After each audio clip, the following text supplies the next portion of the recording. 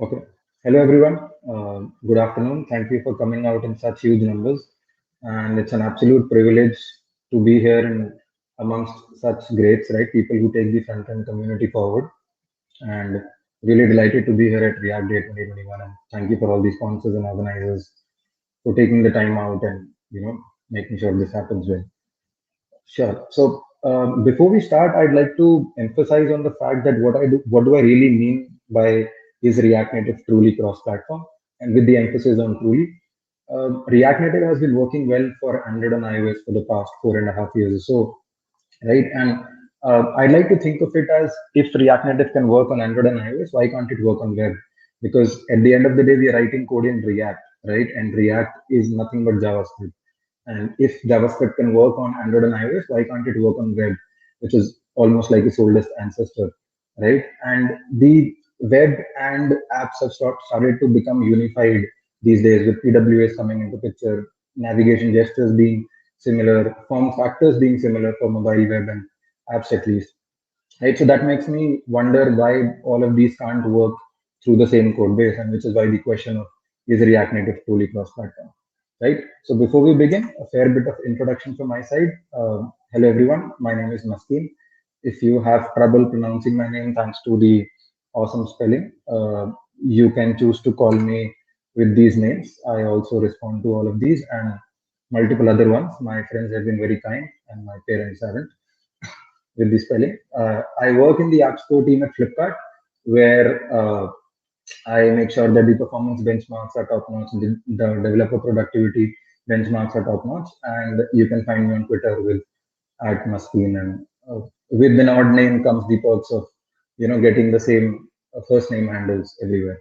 So I'm almost available everywhere with the same handle as well.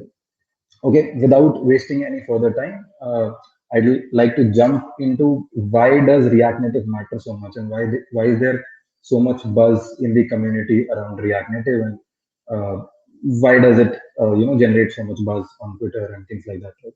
So one of the things that all so cross-platform technologies have existed for a long time now, but what React Native does uh, better than all of them is that it brings a native experience to it. So you might be writing your code in React, but at the end of the day, what you're shipping out to users is a native app, right?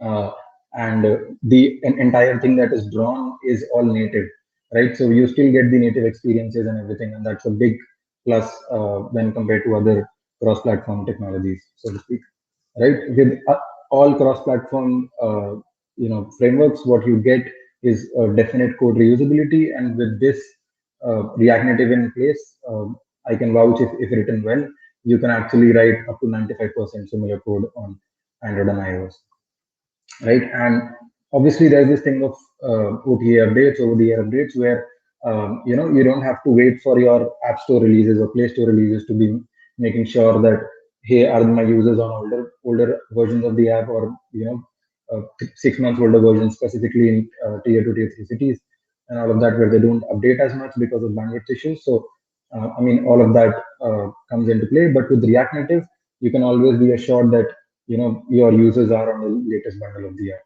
and there are some tweaks to it, but more often than not you can always assume that. The fourth and amazing factor around this is the community, how community has come an amazing way to make sure that React Native is almost like the second most starred repository out there. So that says a lot about how popular it is, how many people are coming forward. And if you can think of a use case that you can make in native, you already have a module that you can use to make it in React Native as well. So that's doing really well for React Native and makes you wonder why you can't use that for your advantage. The fifth and the most important thing that I feel is the developer experience. With native comes compiling your apps again and again for every small change. I understand that Gradles and all are getting faster with offline modes, and similar with iOS as well, but nothing matches what JavaScript faster refreshes and module replacements can do. So that's the why part. Let's understand what does React Native comprise of. This small diagram would just give you a gist of to get started of how and what does React Native internally work on, right? So I like to think of React Native as two different realms, React and native, and these two sort of talk to each other through the bridge. My bad, the bridge is communicating both ways. So I'll just correct that. But what you write on JavaScript is an abstraction over the native. So your JavaScript has no meaning until and unless it runs on a native platform. It derives its meaning from the native, right? And you might wonder that how do apps all of a sudden start to understand JavaScript or React? Well, they don't. They still need a JavaScript engine to be able to parse, compile, and execute that JavaScript that you ship or ship with the app or download over the air. So those are the Hermes engines that you see or JSC that you see running on iOS and things like that. So your JavaScript is being read by all of these engines. And then whenever there is a communication that is happening between React and native and vice versa, there is a bridge that sort of links these two. There is a linking procedure. There is, you can always talk to native and get some data. Let's say you have a native module or something and you want some data out of it. Native does something pretty well, let's say it does caching pretty well, and you want some data out of it. Native modules lets you do that. So there's also, and one key point to note out here is that the bridge is asynchronous in nature, which means that whenever you write a call to a native module or a native piece from React, you can assume that it's going to be a promise or an async await sort of a thing because the bridge is asynchronous. It sort of implements a queue internally. So as and when it gets time, it pushes things and then executes them, right? So you can assume that it's a bridge for your use case on the React side. And again, React Native, when it comes to styling, because both the platforms sort of differ in their own way of styling things, React follows one basic principle of how JavaScript developers are used to using styles like Flexbox, and internally it has a thing like Yoga, which converts all those Flexbox stylings into something that native understands. So that should give you a picture into how, and what React Native is and why it's so important, right? So let's go dig a little deeper what I mean by native modules. Well, native modules are a way to be able to share functionality. It could be something like, hey, native, why don't you give me the caching that you have? Hey, native, why don't you give me something that you have in your store? Or, go and fetch this for me, or user state or session state or something like that. So that puts React Native one step further ahead of, all the other cross-platform frameworks out there, because the other frameworks sort of work in a sandbox. They don't really interact with native as much. They generally assume that all of the things that they're getting are on their own. There's no back and forth communication. But with native modules, React Native opens up that area of exploration where you can talk to native for every little thing that you want. Obviously, the bridge is asynchronous, so it will be expensive to do that. But you can always try and optimize that. Uh, the other great thing about React Native is how you can also share components. So imagine yours is a hybrid app and you're suddenly moving to React Native. You could use a very well-built component in native and use it as a React component on the React side. So for React, it would just be using a simple JSX, right? And you can even pass down your custom props to it. You can pass down, you can, have click handlers, event handlers like pinch, zoom, tap, clicks, whatnot, right? So they work as good as any other React component. React Native lets you expose that, use native modules to be able to use it in the React world. So that's one crazy thing. Now, all these things that I've mentioned up until now, they work well for Android and iOS. I've been talking about how you can introduce native modules, how native UI modules come into picture, how the JSC and Hermes come into picture. Can these things sort of work on web as well? Well, to your surprise, there's something called as React Native for Web.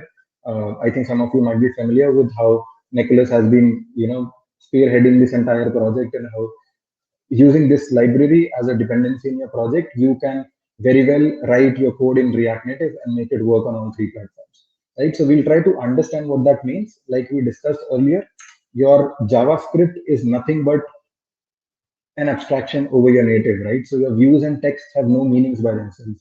They derive their meaning from their natives. So let's say a view on React Native would conform to a linear layout. It could change, but you get the idea, right? And similar on iOS. What React Native Web does is it says, okay, I'll conform to a div, and a text will conform to a span, an image will conform to an IMG tag or something like that, right? With all the accessibility features kicked in, right? So you could write your code in views and text and images and dimensions and whatnot, and it would just work on all three platforms at once. Now you might be wondering if, okay, fair enough, this works, but how do I write my code? Do I write it differently now that React Native Web is a dependency? Uh, well, again, you don't have to do that. So as you know about Metro is the bundle that you use when you run React Native Start. Once you do React Native Start, it knows that you're bundling for Android or iOS. You have to provide that platform, right? Depending on what platform it is, it bundles that. But with React Native Web, what you can do is you can generate your own bundle in place, which is like a Webpack thing. Metro does not come with out of the box support for web, so you can introduce your Webpack or your roll up or something like that, which there's a top level resolve or an alias which converts all of your React Native imports to React Native Web. And because React Native Web also ships out one is to one APIs, just that they have a different meaning for web, like views have a different meaning in terms of div and spans. This code would not break and it would continue to work. So one extra step before you actually generate the bundle, which is the resolve and alias.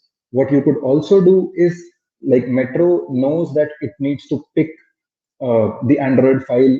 You can write .android.js or .ios.js. So it has a module resolution as well, right? Where it knows to pick Android if I'm bundling for Android, to pick iOS if I'm bundling for iOS. Similarly, you could provide that same module resolution for web. So let's say you have to write your code for specifically web, you could do that and write your module resolution to pick web first if at all it finds for the similar namespaces.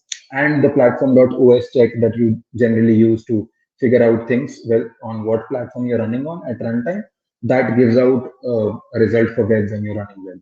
So that works out very in an amazing fashion, right? So let's get a little deeper into trying to understand what do native modules look like. Well, on the JavaScript side, you would write your native modules in such a fashion that you would import from React Native.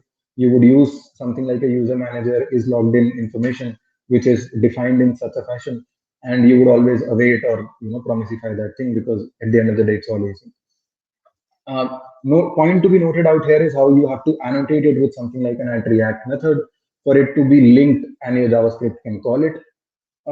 The other interesting thing is that this is all Java code, right? The having the React method, and like I said earlier, you have to make sure that your native modules are in place before the first line of JavaScript sort of kicks in, right? So what that means is that your native modules are injected into your JavaScript fragment or your activity, the fragment that opens up your app or the activity that opens up your app, the React Native app, and the native module sort of exists there already. And if it at any point of time, if you want to make a change in your native modules, add some, remove some, you always have to make sure you change your native code. So what that really means is that uh, every time you make a change in native modules, you have to ship out your native code as well, and JavaScript is anyway going out to the latest users, right? And you can always add more and more native modules, and similarly native UI modules, like the same packager. It's called a React packager, which lets you add your native modules and native UI modules so that they are available on the JavaScript side even before the first line is executing. Right. So that is a key point to note, that even before your JavaScript sort of executes or is parsed or compiled, the the native part makes sure that all the native modules are up there in the React Native namespace. Right. So that's a lot of theory. That's a lot of theory around how native modules work, how they are injected into the app, and how they are actually looking like from a code perspective. But what I've been mentioning up until now is all Java, Objective C, and things like that, specifically for the native side. I've talked about React Native Web, but how do these things work on web? Right? You don't have a Java class that you can use on web. You don't have a iOS Objective C class that you can use on web, or a Swift class, right? So you guessed it right. So native modules is not something that comes with an out-of-box support for React Native for web. It just mocks it. But that got us thinking at Flipkart. What if, and we use quite a huge amount of native modules, and if you really wanted to make sure our app works on web as well, we needed those native modules to exist before the first line of JavaScript could execute for React Native web purposes, right? So here's a cute little trick, which I would call, what it does is, what if you execute this piece of code before your first line of code for React Native web executes, which means that you take your React Native .native modules namespace and you define your properties of native modules on top, and then you go ahead with doing your app. So if you think about it, it's very similar to how packages are made on Java and Objective-C. They let you define the native modules before the JavaScript bundle is executed. This as well is because you're already in JavaScript world. You would have to write your modules in JavaScript uh, language, right? And just before the first line of thing executes, you would want to do something like this so that for the rest of the app, your native modules sort of are available throughout, right? So that's a lot of theory again, and if only we had something working around those lines. So I wanted to show you guys an example of how I have, okay, something weird happening. Let me just ignore this. From the iOS perspective, what I can show is that how I've used a simple app, which lets me use a quote and change things. I'm a big fan of Harry Potter, so using all of those quotes to inspire you all for the React Day. What you can see is that similar piece of code also works on web, right? Using React Native for web. But let's go one step further. Let's integrate a native module. And for the sake of this talk, what I've done is I've already integrated a native module which generates a random UUID, right? So let's say whenever I generate a UUID, it just prints that, right? And does that work for web as well? Uh, to your surprise, yes, it does. The trick lies in this file. Like I said, I will use the first line to be using React package, which is registering all my native modules for web, and then go ahead with my business, right? And what does this packager look like? This packager is nothing but, I have a RNUID generator as a definition at my site, written in all JavaScript, some random code that I shamelessly copied from Stack Overflow, and then I'll just define the properties. It's just a way to define a new property directly on an object, and this lets you, do that. To that RNUID generator is now available on native modules dot RNUID generator or something like that, right? And you might be wondering how does this work for Android and iOS? Well, I've been, what I told you that you can actually use platform directives of using index.web, and that becomes the entry point for Webpack now instead of index.js, right? So you could provide a different entry point, inject native modules for web, and then go about your business, and intersection happens later. So app native modules is the same piece of code that is being written for all three platforms, and you can see that it works beautifully for all three, uh, right? So let me go back. I think that was sort of magical in the sense that the same piece of code where you're also talking to native on Android and iOS, you could write parallel versions of it on JavaScript or React or whichever language you choose, and inject them before your first line of React Native web executes, and that sort of works well. What's next? What does the future hold for something like this? Well, native modules, like I said, you don't have to do this sort of hacky approach, although we at Flipkart do that. Wouldn't recommend to anybody else. But what we can try to do is make sure that this native module support exists for React Native Web as well. It comes out of the box, and then all of us can sort of leverage from that. The other thing which really happens well on Android and iOS is auto linking, where anytime you install a React Native package, the next time you don't have to write all of those native modules in that packager all by yourself. The next time you run your packager using the React Native commands, run Android, run iOS or something, it gets auto linked, right? So this is a feature that came out in latest versions. So that gets auto linked, and that is crazy, right? So you don't have to link it all over again. Something similar, if you can think of how web could do it. I mean, that's a vast area to even think about, but again, I would be glad if something like this comes up in the future. Right? Again, the community has done a fair bit of things around Android and iOS. If the community could also, when they build their packages, also think of web as a citizen when it comes to React Native, that would be really great. And when they push out packages, they push out features, they also think of web as a citizen, right? And the other thing is that how you are able to lazy load native modules with the new architecture coming in place. There's a great talk about Parshuram and how that is happening, and I think all of us should check out. But if similar things could happen on web as well, that would be really great. So here's a bittersweet moment for him.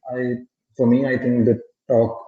That's all I have right now. I would be open to any questions in the sessions area. I hope there was some takeaway for all of you from this talk. I believe there was, and open to feedback and open to questions at the end. Thank you.